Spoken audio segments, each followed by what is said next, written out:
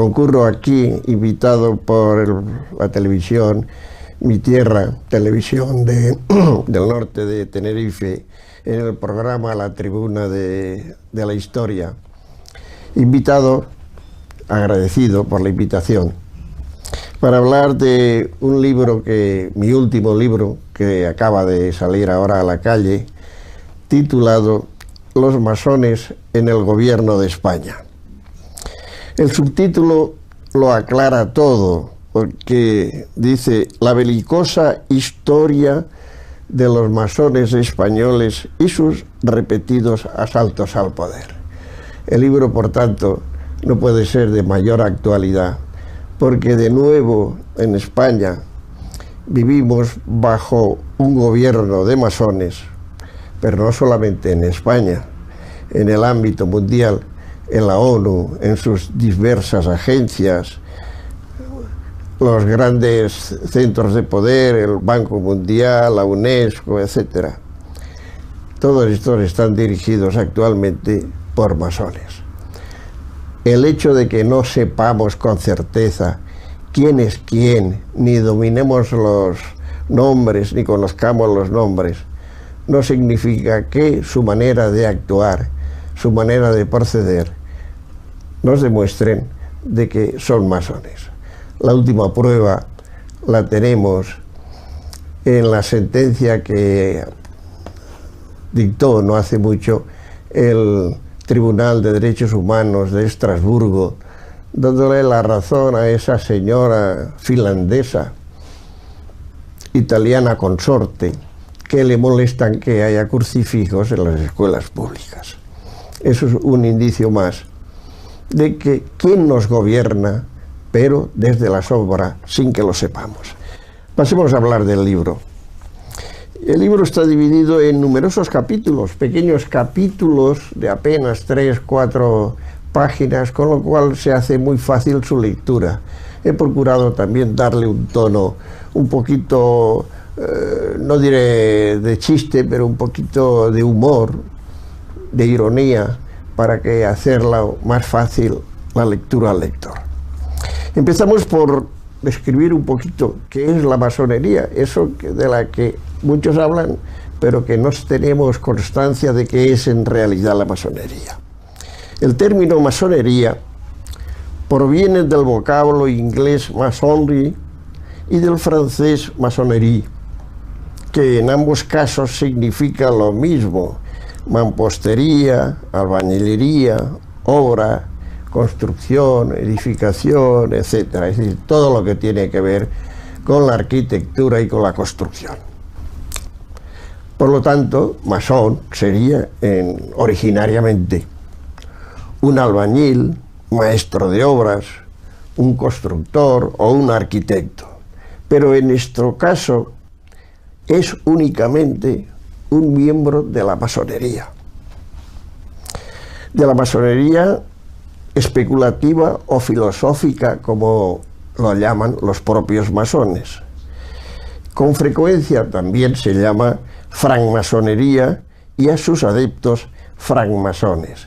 Sin embargo, la partícula franc, que significa franco o libre, o que puede circular libremente por distintos territorios, según la terminología de la Edad Media, no dice nada especial a nuestros efectos. Por lo tanto, yo me referiré siempre, única y exclusivamente, a masonería. Bueno, estamos en el mito de la masonería operativa. Y digo en el libro, que seguir hablando de la masonería operativa a mí me parece que es una solemne tontería, porque no tiene ningún fundamento histórico. La arquitectura, la construcción, la masonería operativa, según la jerga masónica, puede ocultar sus planos de construcción antes de que se haga la obra, pero una vez la obra hecha queda expuesta a la vista de todo el público. Si los profanos, claro, nos asombramos de las maravillas que pueden hacer y que pueden diseñar los arquitectos, eso para nosotros es un misterio, porque no lo entendemos. pero para cualquier profesional una obra terminada no tiene ningún secreto.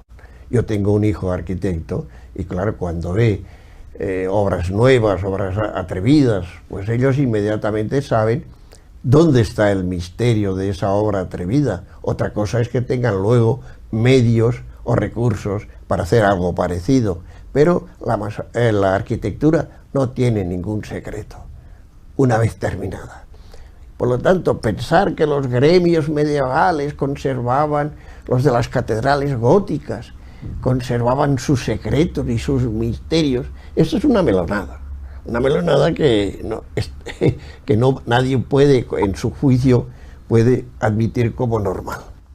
Bien visto, los masones especulativos, que son los actuales, la verdad es que no tuvieron mucho acierto al elegir una profesión como modelo en la que enmascararse o ocultarse, porque en la arquitectura, una vez hecha, no hay ningún secreto.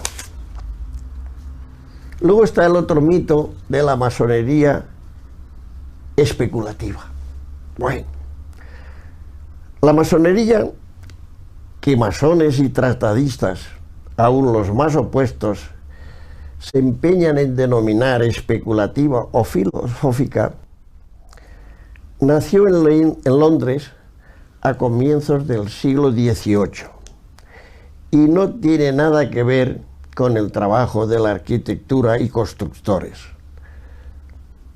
Debería llamarse con mayor propiedad masonería ideológica, y en sus inicios fue un fenómeno típicamente británico, imposible de entender si no tenemos en cuenta la convulsa historia de la Gran Bretaña en los siglos XVI y XVII, los intereses del Imperio Británico, los hábitos de los propios ingleses que, reunidos en un club en torno a una pinta de cerveza, pueden inventar las cosas más inverosímiles: el fútbol, el tenis, el rugby, la masonería, las expediciones al Polo Norte o al Polo Sur, etc. Y también la época en que nació, que fue una época de gran hervor empirista, experimental, porque allí empieza en realidad los grandes inventos de la época industrial, de la revolución industrial. Para comprender este fenómeno hay que acercarse a la tormentosa y enrevesada historia inglesa a partir del cisma anglicano promovido por Enrique VIII el Tudor en 1531. Hasta el afianzamiento de la Casa Luterana de Hannover, convertida al anglicanismo, los Jorges, el primero, el segundo, el tercero, la cadena de Jorges, a partir de 1714. Y, entre tanto, el reinado de los Estuardos, que acabaron siendo católicos y contra los cuales se suscitó toda la conspiración que desembocó en la Casa de Hannover, como he dicho.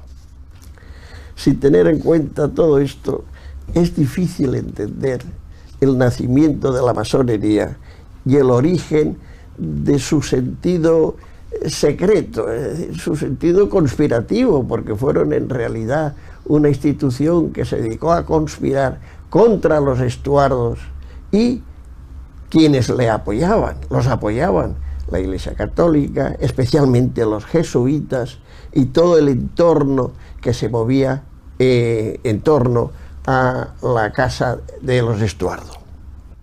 En las tabernas de la Oca y el Grillo, de la Corona, del Manzano y de las Uvas, se reunían unos grupitos que luego se unieron en la fiesta de San Juan de Verano, como ellos lo llaman, de 1717, y crearon la Gran Logia de Inglaterra, que luego se unió con otra gran logia y se constituyó la Gran Logia Unida de Inglaterra, que es la madre de todas las masonerías del mundo, incluido los Grandes Orientes. El Gran Oriente es una invención francesa, que crearon su propia obediencia, se desligaron de los ingleses, y Napoleón, tras la Revolución Francesa, la adoptó como un instrumento también propio de infiltración, de quinta columna en países rivales. De eso lo veremos luego un poquito. Analizando la biografía de los grandes maestres de la Gran Logia de Inglaterra, observamos que durante más de un siglo, o durante casi un siglo, todos sus grandes maestros pertenecían a la aristocracia más encopetada de Inglaterra, lo cual revela su dependencia o su relación o su apoyo a la propia corona y a los intereses del Imperio Británico. Que la masonería moderna, en realidad, en sentido estricto, no hay otra, se organizara de manera opaca, no constituye, pese a todo, ninguna novedad. Es decir, no la constituía en la fecha de su fundación a principios del siglo XVIII.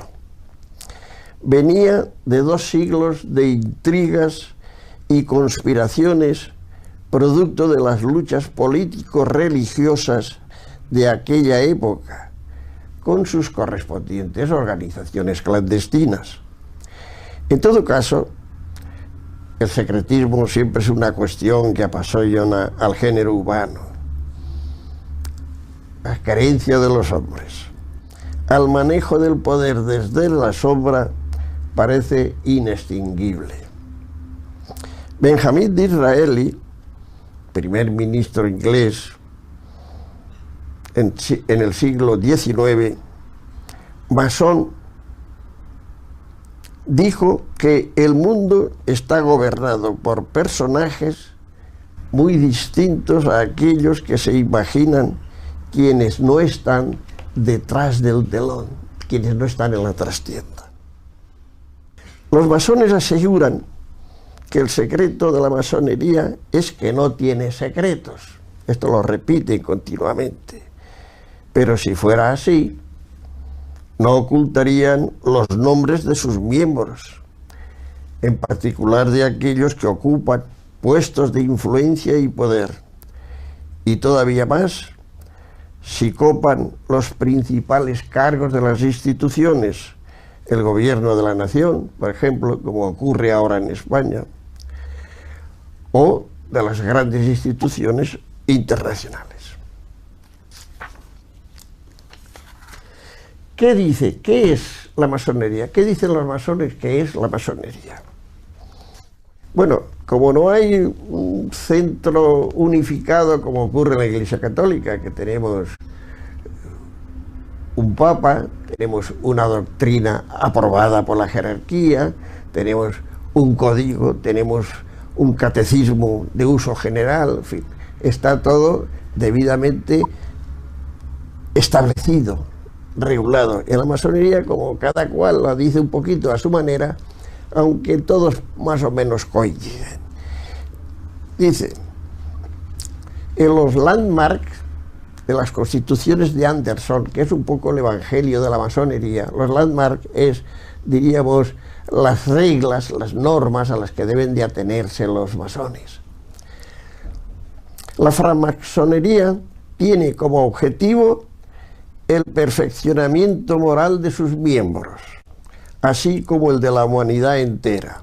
Es decir, lo mismo que viene persiguiendo el cristianismo, al que la masonería pretende suplantar el cristianismo desde hace 2000 años, con resultados a veces no muy halagüeños, porque la materia prima, el hombre, es lo que es y en conjunto no da mucho de sí. Si nos atenemos a las palabras del Evangelio, por sus frutos los conoceréis, Mateo 8:16, o sea, por sus hechos y comportamientos, llegamos a una rápida conclusión.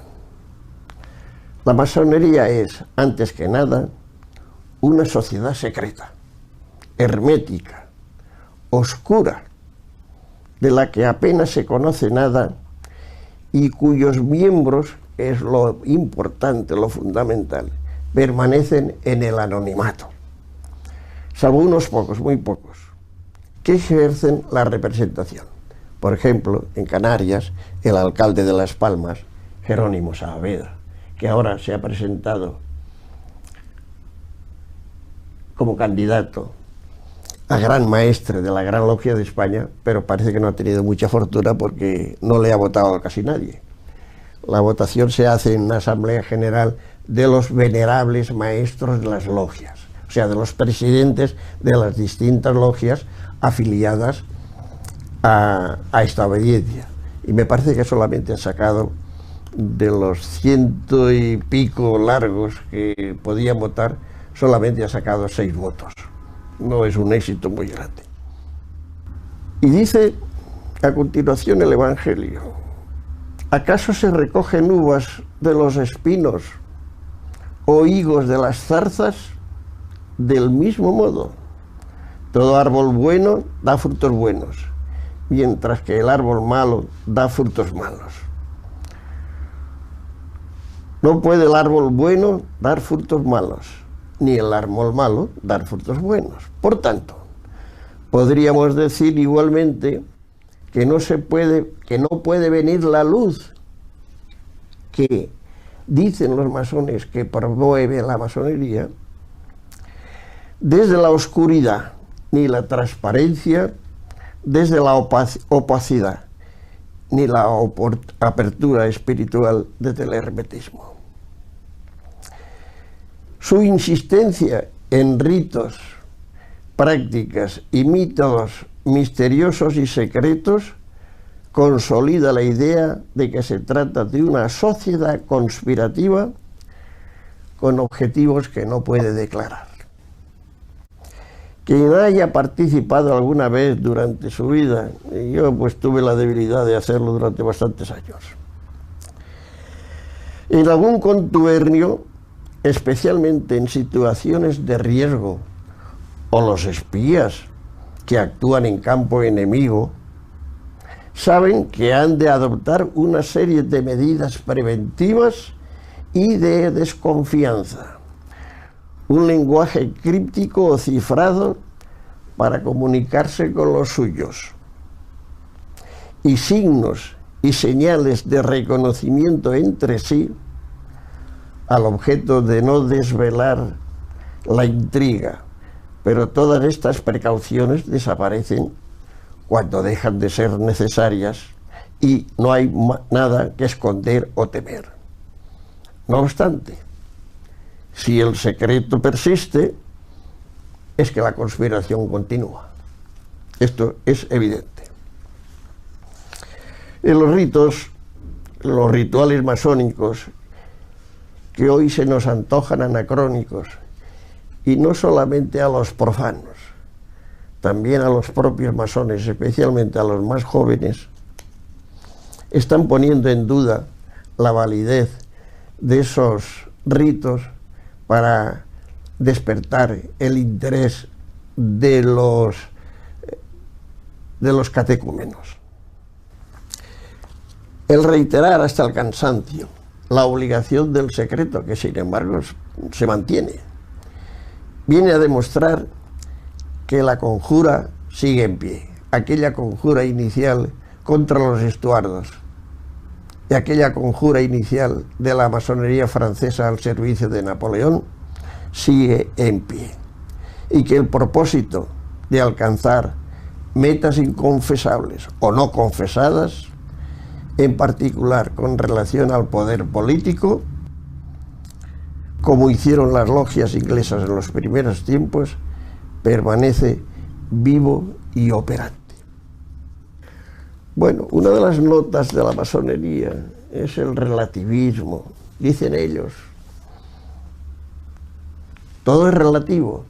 Todo es relativo menos el principio de que todo es relativo. Ese es un principio absoluto. Por lo tanto, tenemos que dudar de su filosofía. Otra cuestión es que dicen ser, preferimos decir que la masonería no es una religión, sino la religión que no es una iglesia confesional, sino un culto en el que pueden coincidir todas las religiones, o sea, imponerse a todas las religiones. Lo dice así en un libro dedicado precisamente a la religión de la masonería. En mi libro hago la referencia donde se puede encontrar ese libro. En realidad, en otro libro que estoy precisamente leyendo ahora, se dice que la masonería es una religión sin iglesia. Por lo tanto, tendría sentido, tendría explicación que quieran combatir y suplantar a la Iglesia Católica. También dicen que no son una asociación, una congregación ni política ni ideológica. Esto lo repiten todos los libros de la masonería, todos los manuales. Sin embargo,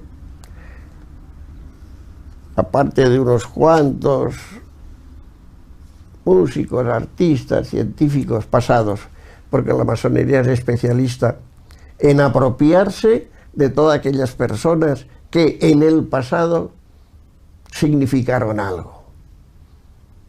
Pero en el momento actual nunca dicen los nombres de los que son masones.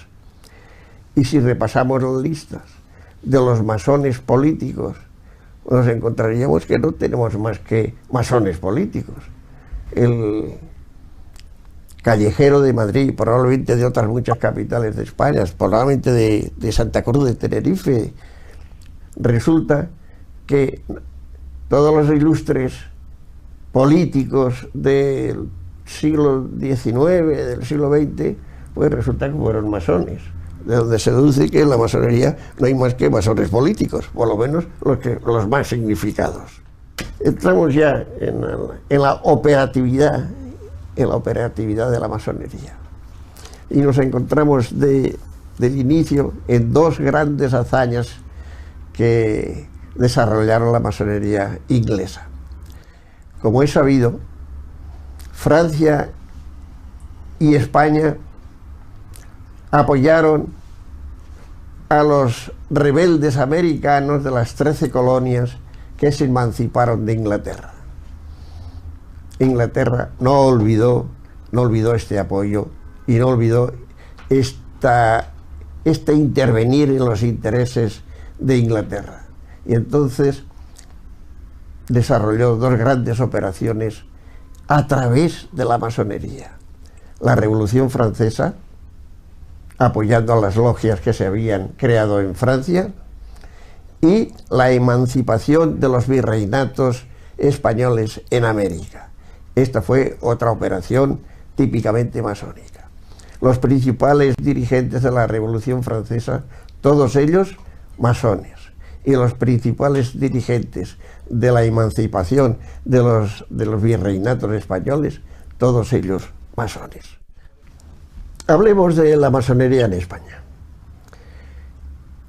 Algunos autores han dicho que la expulsión de los jesuitas por Carlos III fue una obra de la masonería. No hay ningún dato que lo confirme.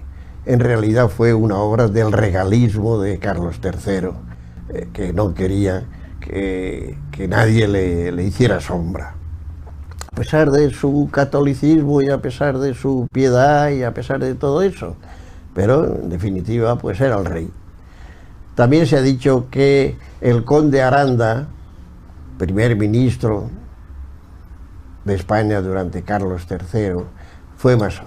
Tampoco hay pruebas. Probablemente lo fuera, pero pero no ejerció aquí ninguna, ni estableció ninguna logia, ni ejerció ninguna función masónica. La masonería llega a España con la invasión francesa, con la invasión de Napoleón. Por una parte, la traen los ejércitos de Napoleón, que establecen el Gran Oriente de España. Todos los grandes orientes son de dependencia francesa, dependen del Gran Oriente de Francia. Y por otra parte, la traían los ejércitos ingleses, que dependían de la Gran Logia de Inglaterra. La masonería se extendió muy rápidamente, sobre todo al acabar la guerra, porque era una novedad, porque los espíritus progresistas, que se dirían, pues encontraban en ella pues un aliciente, una novedad.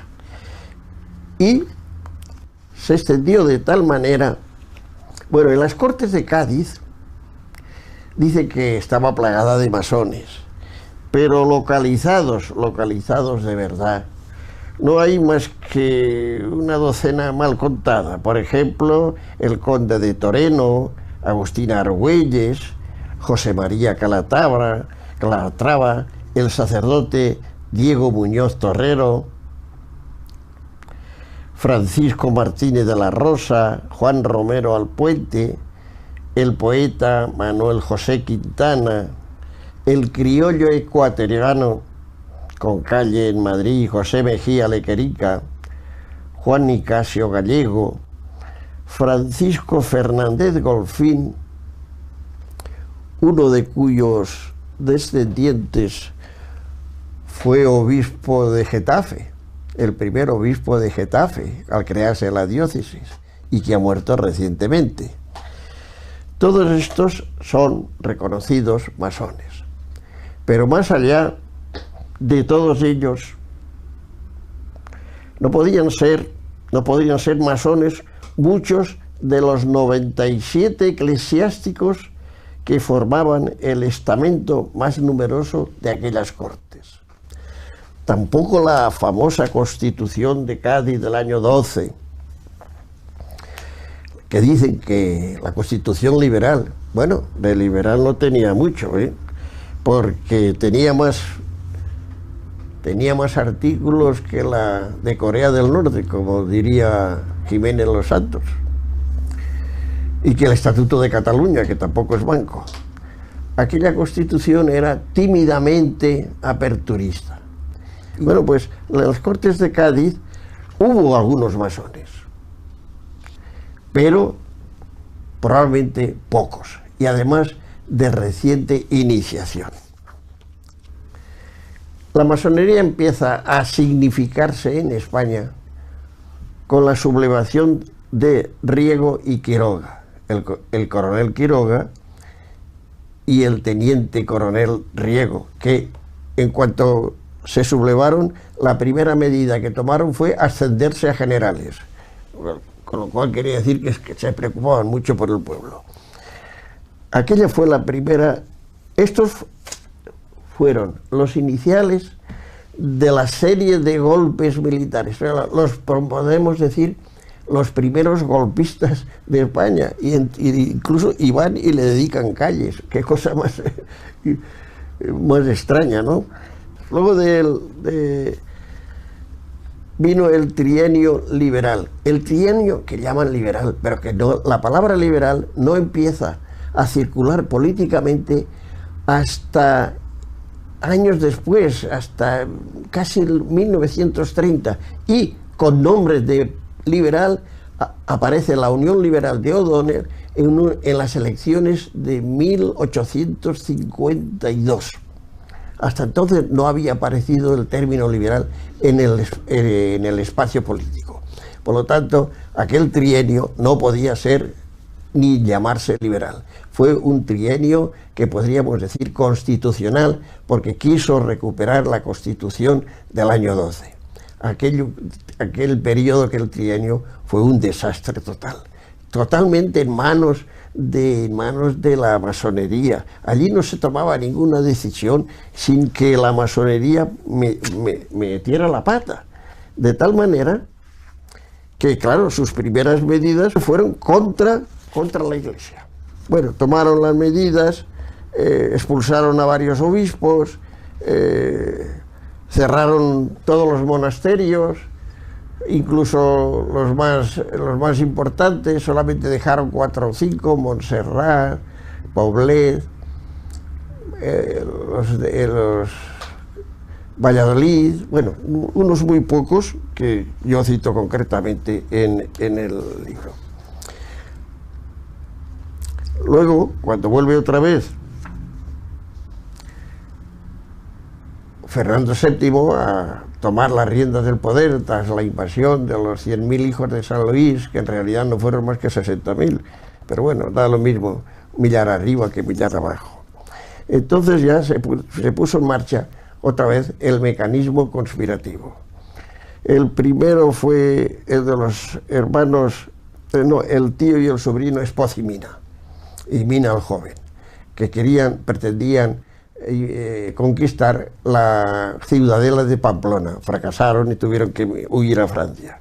El segundo, el coronel navarro Joaquín de Pablo, llamado Chapalangarra, que con unos cuantos amiguetes pues traspasó la frontera y claro, allí los estaban esperando pues sus adictos, o sea que los hicieron prisioneros y los fusilaron inmediatamente, porque allí en aquella época se resolvían así los temas. El general José María Torrijos, en 1831, todos estos masones, la aventura fue aún más rocambolesca y no menos disparatada y trágica, aunque el pintor alicantino y masón Antonio Gisbert haya inmortalizado, por encargo de un gobierno masón que presidía Sagasta, ese espléndido cuadro costumbrista, historicista, que se exhibe en el Museo del Prado. Yo relato con detalle toda aquella aventura que fue realmente una cosa de gente disparatada, gente loca, porque no podían. Cuando llegaron los estaban esperando, como siempre, pasaba siempre. Luego vino la reina gobernadora, y la reina gobernadora, como tenía enfrente a los carlistas, no tuvo más remedio que ampararse en los constitucionales, que eran todos masones, que los regresaron todos del exilio porque les concedió una amnistía. Pero tenía tan poca devoción a la Constitución del año 12 que no hizo nada por restablecerla. Vemos después, viene su hija, la de los tristes destinos, doña Isabel II, que la echaron del poder, que también alternativamente se apoyaba en masones como Espartero y alternativamente con Narváez, los dos grandes espadones de la época. Bueno, pues una conspiración de masones, Prim, Serrano, el almirante Topete y Ruiz Zorrilla, que fue siempre el perejil de todas las salsas conspirativas de la época, la echaron de España. Realmente ellos no pretendían, aquellos conspiradores de la gloriosa de 1868, no pretendían expulsar a Isabel II, pero ella tomó miedo y se largó a Francia, dejando el trono vacante. Y luego vino toda aquella historia de Amadeo I, masón, la Primera República, todos masones, que acabó en el cantonalismo y acabó en el desastre, por cierto, por el general Pavía, el caballo de Pavía, que ni entró en las cortes con caballo ni nada por el estilo. Simplemente mandó a un capitán que dijo: señores, esto se ha terminado. Y salieron todos de estampida por las ventanas del Congreso sin más hacerse de rogar. Hablemos primero un poquito del caos de la República, porque es que merece la pena recordarlo. En aquella época había nada menos que... ¿Cuántas logias en España? Lo voy a leer. El Gran Oriente Nacional de España, que era el legal. El Serenísimo Gran Oriente de España, irregular, a cuyo frente estaba don Manuel Ruiz Zorrilla, el Eterno. El Serenísimo Grande Oriente Hispano, que unos cuantos amigos se habían fraguado, esto lo dice en una nota un autor masón, a su capricho. El Serenísimo Oriente, cuyo nombre no me acuerdo, pero que procede del Oriente Lusitano Unido. De modo que es un guirigay masónico. Individuos de 9 meses de masones son hace tiempo grado 33. Hay logias cuyo venerable se ha comido hasta el nombre del gran arquitecto del universo, y hay venerable a quien se ha formado causa por detentador de caudales, o sea que se había alzado con el santo y la limosna. A estas obediencias habría que añadir otras numerosas. El Gran Oriente Ibérico, Gran Capítulo Catalán, Gran Logia Simbólica, Gran Logia Simbólica Española, Gran Logia Simbólica Independiente, Confederación Masónica Española, Consejo General Ibérico Rito Memphis Misraim, Gran Logia Simbólica Regional Catalana La Balear, la Logia Següés de Barcelona, adscrita al Gran Oriente de Francia, la Logia Independiente Amigos de la Naturaleza y de la Humanidad de Gijón, sin olvidar el Gran Oriente de España de Juan Antonio Pérez, obediencia estrictamente personal al que los demás llamaban el Gran Oriente de Pérez. Hasta 17 obediencias masónicas diferentes enumera Ferrer Benimeli, el experto jesuita en masonería, en su masonería española contemporánea. Bueno, no es cuestión de seguir. La masonería, por su origen protestante, tiende a la división de la división. Entonces no es de extrañar que de pronto encontremos una división, luego encontremos una división de esa división, como ocurrió en España en el año 75 al morir Franco. Bueno, estos son detalles que explico yo en el libro y que por lo tanto no me voy a detener ahora a abundar en ellos. Para no hacerme excesivamente más largo de lo debido, diré que después de la restauración, donde la masonería pudo operar con mayor o menor tranquilidad, pero bueno, con tranquilidad, y el Partido Liberal era un partido de masones. Yo lo sé por mi familia. Mi abuelo perteneció al Partido Liberal, era masón, y mi padre también, y luego al Partido Radical de Lerroux, pero mi padre ya no vivía en una zona que podía ser masón. Pero él seguía siendo laicista, no me impidió nunca que yo fuera por la iglesia, pero yo pues el espíritu de la masonería lo he vivido muy de cerca en mi familia. La República fue la República la segunda, no digo la primera era totalmente masónica, y la segunda prácticamente también. El boletín oficial de la Gran Logia Española del primer semestre de 1931 decía textualmente: no es ningún secreto que la francmasonería domina poco menos que en su totalidad el gobierno provisional, así como los altos cargos. O sea que era una confesión de parte. Luego se reflejó eso.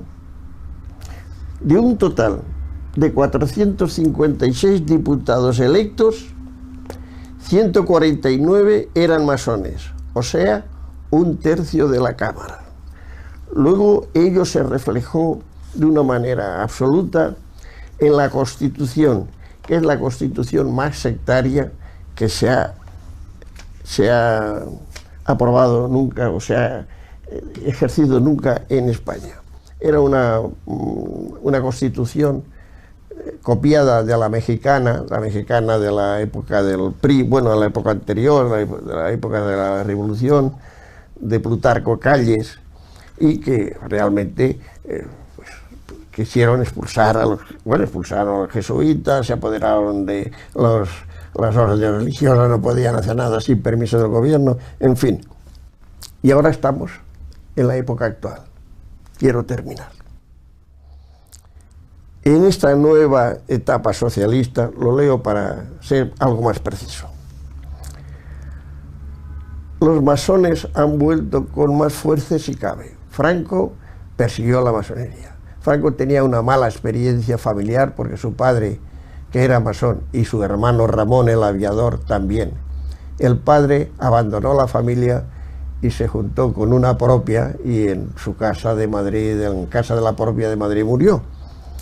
Él la persiguió y la impidió toda actividad masónica en los tiempos en los que él estuvo de jefe del Estado.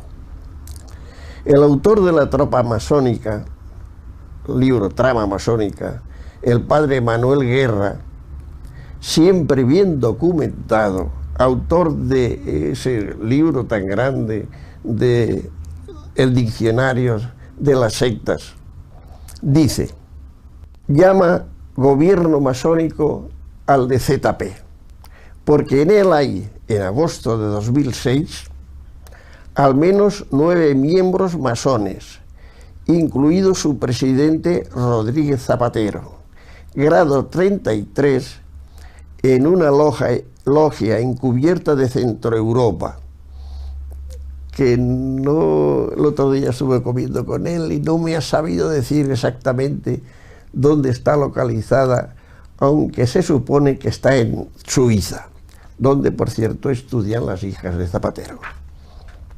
No tiene nada que ver una cosa con otra, pero bueno, sí puede encubrirse viajes para una cosa y para la otra. Luego añade el padre Guerra, en el artículo La masonería y sus misterios, publicado en el diario neoyorquino La Prensa, firmado por Ortiz Burbano de Lara, venerable maestro responsable de la logia simbólica La Fraternidad, número 387 del Valle de Nueva York, se asegura que José Luis Rodríguez Zapatero es masón. El artículo alaba su contribución a los grandes cambios sociopolíticos ocurridos en España. O sea, verde y con asas. Los socialistas no son los únicos que tienen en sus filas ahora en España numerosos masones, sino que otros partidos también presentan síntomas evidentes a juzgar por la política que desarrollan. El caso, si no estoy muy confundido, es de Esquerra Republicana de Cataluña. En Barcelona la orden está muy extendida. De ahí que también pueda haber masones en CiU y alguno en el PP. En el PP no quisiera pensar mal, pero vamos, tengo casi la absoluta seguridad, según el Evangelio, por sus obras los conoceréis, que el alcalde de Madrid es masón. En cuanto a Rajoy, bueno, no tengo ningún indicio que me haga pensar que tiene algún trato con los mandiles, pero el viaje misterioso a México, tras la derrota electoral del 2008, es un dato que está por aclarar y que tendría que preocuparse de aclararlo y de decir a qué fue a México inmediatamente después de la derrota electoral. El veces citado, porque lo cito varias veces a lo largo del libro, padre Manuel Guerra, afirma en la revista Burgense de la Facultad de Teología del Norte de España, de la que es catedrático, un artículo que dice La masonería invisible, que todas las obediencias masónicas tienen logias encubiertas. En España, la Logia Europea de Barcelona, integrada en la Gran Logia de España, o masonería regular, está formada especialmente por políticos, sobre todo del PSOE. Los masones camuflados de CIU pertenecen más bien a la logia encubierta de la Gran Logia Simbólica o masonería irregular. Las logias encubiertas son como la espina dorsal de la masonería por su influjo, tan eficaz como invisible, en el organismo sociopolítico, cultural y ético-militar. Y para finalizar, el libro, yo ahora establezco una guía para detectar masones. Y se compone de 10 puntos. Los voy a leer muy rápidamente porque son breves. Hostilidad a la Iglesia Católica, a la que pretenden mantener en arresto domiciliario encerrándola en las sacristías, cosa que vemos casi a diario. Empeño en imponer el laicismo en las esferas públicas y sociales, hasta quitar los crucifijos. Ataques al Papa, a la jerarquía católica y al mundo católico en general, a la jerarquía como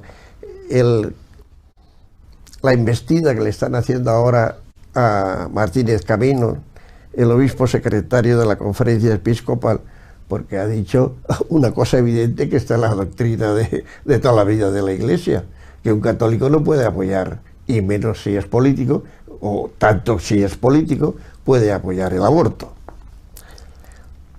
Acogida y estímulo a las actividades musulmanas, no por amor al Islam, sino para zaherir y desdeñar a los católicos. Interés en ningunear o debilitar la familia vitalicia, que llaman peyorativamente tradicionalista. Apoyo al matrimonio homosexual o contra natura, siendo así que no parecen tener aprecio al matrimonio canónico o estable, al realmente natural, lógico y humano. Aceptación de la cultura de la muerte como el aborto y la eutanasia activa, con argumentos falaces y torticeros de falsa piedad y respeto a la libertad personal de las mujeres, especialmente de las mujeres embarazadas, pero sin ningún respeto a los derechos del feto. Adhesión a la propuesta totalitaria de escuela pública, única, obligatoria y laica, sin permitir a los padres que puedan elegir libremente el colegio y la clase de enseñanza que prefieran para sus hijos. Empeño en adoctrinar a los escolares y a los adultos a través de medios culturales e informativos afines, en valores laicos, es decir, laicistas. Preferencia en promover y no jurar lealtad a la Constitución cuando toman posesión de un cargo público. Sin embargo, no es lo mismo, ni de lejos, jurídicamente hablando, prometer que jurar, porque no es lo mismo faltar a una promesa que cometer perjurio.